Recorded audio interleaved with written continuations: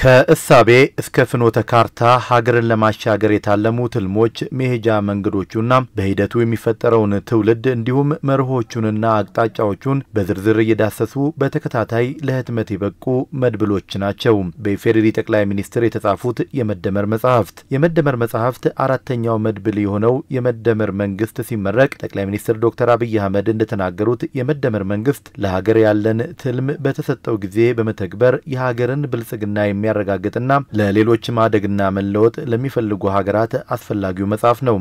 የመደመር መንግስት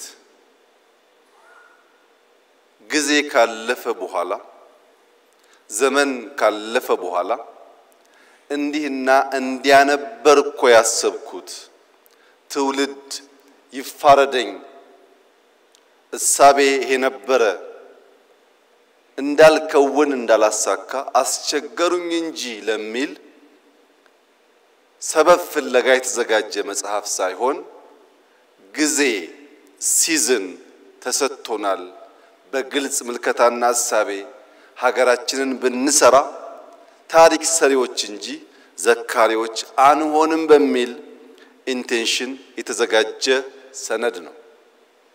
ይህ እንደ ኢትዮጵያ ላሉ ማደግ መለወጥ ለሚፈልጉ ሀገራት በሙሉ እጅግ አስፈላጊው ነገር የመደመር መንግስት በአራት መዎች እንደሚገለጽ የተናገሩት ጠቅላይ ሚኒስትሩ የመጀመሪያው መነሻ ሲሆን ይህም ለምን ደሃ ሆንን የሚለውን ጥያቄ የሚያነሳ ይህንን ለመለወጥ የተሰጠንን ድህነት መቀበል ሳይሆን በመንፈሳዊ ቅናትና በላቀ እይታ ለሥራ የምንነሳበት ነው ብለዋል። የመደመር መንግስት ማጠንጠኛው አራት ነው። የመጀመሪያው መነሻ ነው። ምንድነው መነሻው ያላችሁ እንደሆነ ቁጭት ነው። ኢትዮጵያ ለምን ደሃ ሆነች? ኢትዮጵያ ለምን ተረጂ ሆነች? ኢትዮጵያ ከማን ስለምታንስ ነው ከማን የምትረዳው የሚሉ የቁጭት ጥያቄዎችና ምክንያት ፍለጋ ነው። አሳማኝ ምክንያት ከተገኘለት ሊያጽናና ሊያስተኛ ይችላል። በቂ ምክንያት ካልተገኘ ግን ቁጭት ያንገበግባል፣ እንቅልፍ ይነሳል። መዳረሻን ለይቶ ማወቅ ሁለተኛው የመደመር መንግስት መገለጫ ሲሆን ራዕይ ያለው መቼ ምን እንደሚያሳካ ጭምር ለይቶ የሚያውቅ ነው ይሉታል ጠቅላይ ሚኒስትሩ።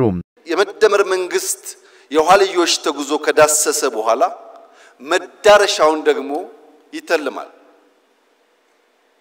ደህነትን መጸየፍ ብቻ ሳይሆን ብልጽግናን ይመኛል። እዚህ ጋር ያለው ዋናው ቁልፍ ጉዳይ መዳረሻችን ላይ ምኞት ነው ወይስ ፍላጎት ነው ያለው? ባዶ ምኞት ከሆነ ትጋት የሌለበት ምኞት ከሆነ በንድፍ ያልታገዘ በተቋም ያልታገዘ ምኞት ከሆነ ምኞት ደግነቱ ቦግልም ነው። ዛሬ እንመኛለን ነገ እንረሳለን። የመደመር መንግስት ከምኞት ይሻገራል፣ ፍላጎት ነው።